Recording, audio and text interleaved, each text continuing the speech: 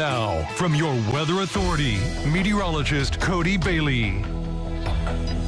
Well, some big changes on the way for the back half of the weekend. A big and a very stark difference compared to what we've been dealing with this week with below normal temperatures, a taste of fall.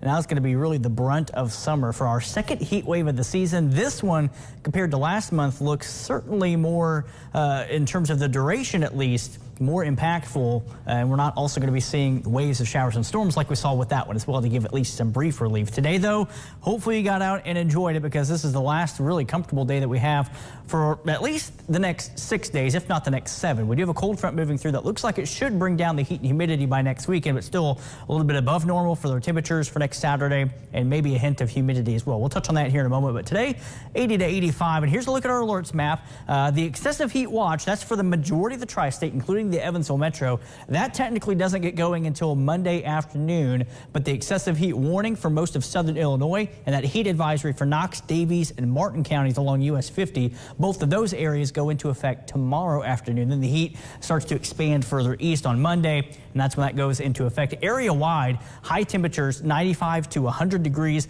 and with the high humidity, very high dew points. Right now, I'll show you in a moment, but we've got dew points in the low to mid 60s.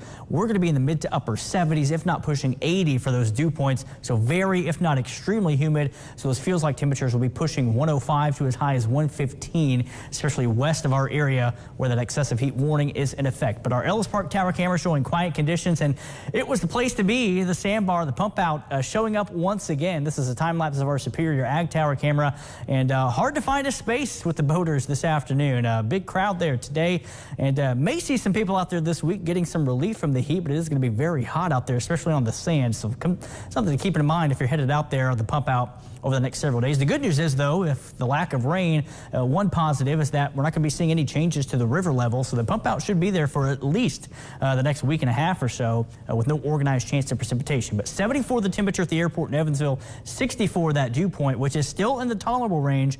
Tomorrow, I think we get into at least up to the humid category. It's going to be for humidity that transition day, but temperature-wise, we're going to be well into the 90s for tomorrow. But then we kick off into the very humid and steamy range for the rest of the week, with those various levels of heat alerts in effect for the entire tri-state all week long as well. Goes until Thursday evening, but I would not be surprised to see the National Weather Service extend our alerts into Friday. We're going to be just as hot, just as humid, so we'll keep an eye on that. But temperature-wise right now, Evansville, the warm spot, in addition to Tell City at 74 degrees, 67 in Henderson, and some 60s down closer to the Western Kentucky Parkway. Greenville, 68, Madisonville, 69, also 69 in Dixon as well. Nothing on first warning Doppler radar, and the good news is we do have a lot of rain in the bank, if you will, for all of the precipitation we've had over the last week. But by this time next week, we may run into some issues in terms of needing to water our plants, our gardens, and things like that, because we have really no organized chance of rain in the forecast for at least the next week. This is a strong area of high pressure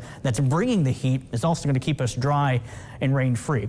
So really the only issue to talk about, well to the west along the west coast, that's Hurricane Hillary in the eastern Pacific. That's going to be moving to the north along the Baja Peninsula and eventually Southern California. Right now, Category 2 hurricane. It's going to weaken, probably making landfall tomorrow morning as a tropical storm, and then eventually weakening into a tropical depression just east of Los Angeles. The tropics in the Atlantic really heating up, with several areas of energy that we'll be watching to possibly organize into what next would be Tropical Storm Emily if things get going. Here at home, though, again, the heat is our only issue. No rain to speak of, just a few off and on clouds. Tomorrow, I think more sunshine. Monday may mix in a few more clouds, but again, the heat and humidity really get going for the beginning of the week, with our various heat alerts in effect and going all week long, with those high temperatures 95 to 100, and then the feels like temperatures anywhere from 105 to 115. So it's going to be those situations, if you don't have to be outdoors, stay inside in the AC. Our AC is going to get a workout. Forecasting right around 100 on Thursday. Cold front, we'll be watching the timing. Looks like a dry front right now, but moving through Friday evening into Friday night. Week 2 of Home Team Friday, unfortunately not looking nearly as comfortable as week 1 yesterday, but relief on the way, possibly as early as next Saturday.